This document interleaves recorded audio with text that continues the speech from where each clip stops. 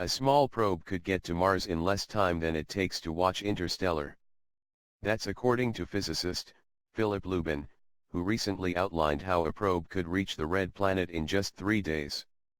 Now, Lubin says that time could be reduced to just 30 minutes by using extremely powerful lasers to propel a wafer-thin unmanned spacecraft. The UC Santa Barbara physics professor first unveiled his directed energy propulsion concept at a NASA Innovative Advanced Concepts, NIAC, symposium last October. He's now followed up his comments with a detailed 52-page paper in the Journal of the British Interplanetary Society. He claims that by firing a laser at a spacecraft, it would have the ability to achieve frictionless acceleration in space. That would allow it to reach a more than a quarter speed of light in just minutes. As an example, on the eventual upper end, a full-scale, 50 to 70 GW, DSTAR 4, directed energy system for targeting of asteroids and exploration, will propel a wafer-scale spacecraft with a 1-meter sail to about 26% the speed of light in about 10 minutes, Lubin says. It would reach Mars, 10, in 30 minutes, pass Voyager 1 in less than 3 days, pass 1000 in 12 days and reach Alpha Centauri in about 15 years. This means that the craft would be traveling at roughly 174.3 million miles per hour. There are some major flaws in Lubin's plan, such as how such a fast-moving probe would slow down when it reached Mars. The difficulty of encountering space junk is a major problem. But according to Lubin, the accumulation of interplanetary dust won't impact its speed. Digital Trends points out that another problem may be the impact of time dilation. The effect was shown in Christopher Nolan's 2014 science film Interstellar, in which a group of astronauts fly into the center of a supernatural wormhole.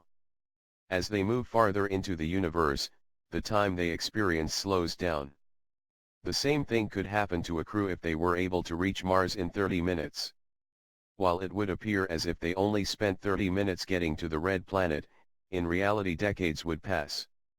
However, Lubin points out that manned probes are still a distant dream, and his proposal centers on a tiny unmanned craft. Whereas things like warp drives remain a fantasy, Lubin says this technology is available right now, and it may be scalable. This technology is not science fiction, Lubin says. Things have changed. Professor Phillip Lubin and his team from the University of California, Santa Barbara are currently working on the Directed Energy Interstellar Precursors, DEEP-IN, program. The program aims to create probes capable of reaching relativistic speeds and traveling to the nearest stars. We know how to get to relativistic speeds in the lab, we do it all the time, said Lubin at NASA's National Innovative Advanced Concepts, NIAC, symposium. When we go to the macroscopic level, things like aircraft, cars, spacecraft, were pathetically slow. He claims with laser technology we could propel a 100 kilograms aircraft to Mars in a few days. In comparison, it would take a shuttle roughly a month to get there, the researchers said. Professor Lubin was making reference to NASA's Space Launch System, SLS, shuttle. By comparison, the SLS when it takes off will have a power of between 50 and 100 GW to get into orbit, said Professor Lubin. When it's built in 2018, it will launch astronauts in the agency's Orion spacecraft on missions to an asteroid placed in lunar orbit, and eventually to Mars.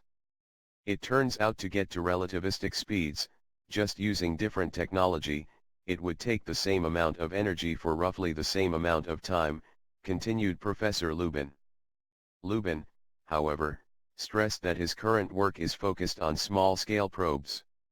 We are not proposing systems to send humans to interstellar distances, he told DailyMail.com about the current project.